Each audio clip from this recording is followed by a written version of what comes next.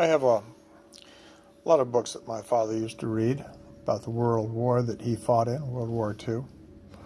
This is perhaps the most famous. It's backwards here, but it's The Longest Day.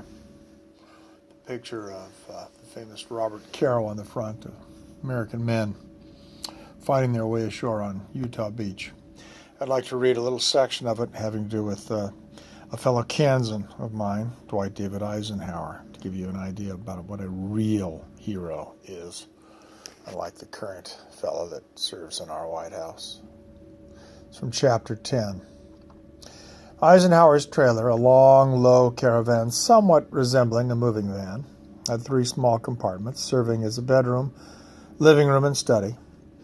Besides these neatly fitted into the trailer length was a tiny galley, a miniature switchboard, a chemical toilet, and at one end, a glass-enclosed observation deck. But the Supreme Commander was rarely around long enough to make full use of the trailer. He hardly ever used the living room or the study. When the staff conferences were called, he generally held them in the tent next to the trailer. Only his bedroom had a lived-in look. It was definitely his. There was a large pile of Western paperbacks on the table near the bunk. And here, too, were the only pictures, photographs of his wife Mamie and his 21-year-old son John in West Point cadet's uniform. From this trailer, Eisenhower commanded almost 3 million Allied troops. More than half of this immense command were American, roughly 1,700,000 soldiers, sailors, airmen, and Coast Guardsmen.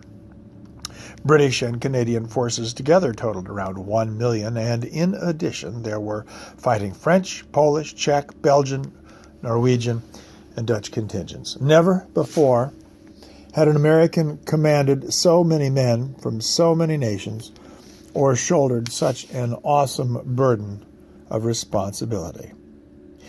Yet despite the magnitude of his assignment and his vast powers, there was little about this tall, sunburned Midwesterner, with the infectious grin to indicate that he was the supreme commander, unlike many other famous Allied commanders who were instantly recognizable by some visible trademark, such as an eccentric headgear or garish uniforms, layered soldier high with decorations.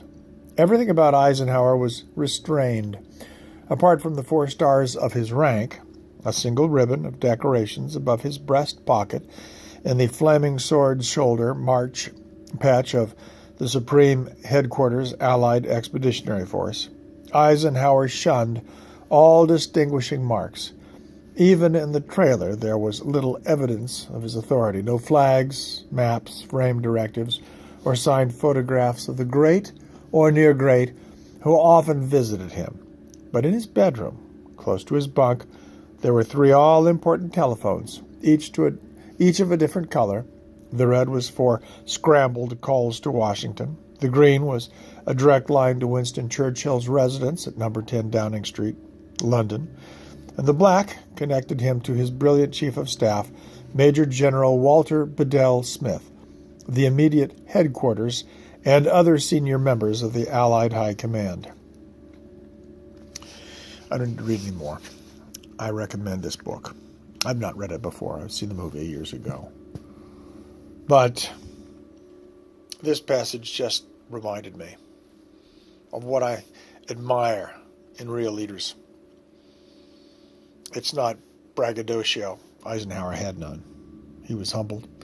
He faced, as this book points out, near impossible obstacles in conquering the English Channel and Adolf Hitler's vast army. But he did it without bragging. He did it simply. He took great chances, calculated risks far beyond anything that the current president, commander-in-chief of the United States, has taken. And all I can think when I read this is how far we have fallen from just the simple decency of the Americans who guided America through some perilous years in the middle of the 20th century. Today, our president,